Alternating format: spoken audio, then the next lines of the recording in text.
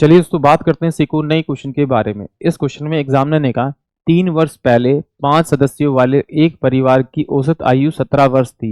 एक बच्चे के जन्म के बाद परिवार की औसत आयु आज भी उतनी है।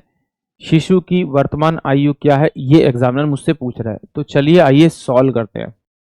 तो देखिए एग्जामिनर ने क्या कहा कि भाई आज से 3 साल पहले 5 सदस्यों की औसत आयु कितनी थी, आपकी 17 है।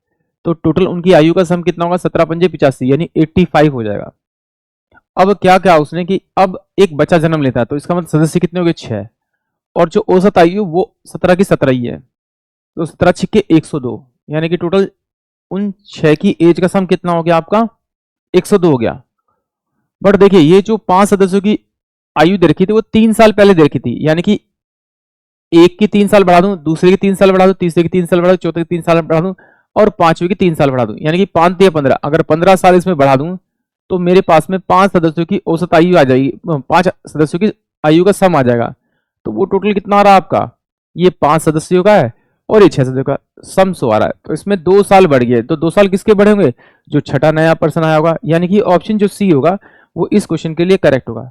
पहले 5 सदस्यों की 85 थी सम, तो उसमें 3-3 साल सबके मैंने बढ़ाए होंगे, 3 से इन 5 सदस्यों के तो 15 साल बढ़े होंगे। तो आज इन पांचों की एज के आयु का सम कितना आ रहा है आपका, 100 आ रहा है।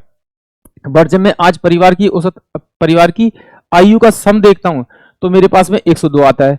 तो देखिए इन दोनों का जो डिफरेंस किया वो 2 साल का डिफरेंस आया। वो डिफरेंस किसकी वजह से आया, जो बच्चा फैमिली में ऐड हुआ उसकी एज की वजह से हुआ, यानी कि ऑप्शन सी जो होगा वो इस क्वेश्चन के लिए करेक्ट होगा। आई होप आप सभी को क्वेश्चन समझ में आया होगा।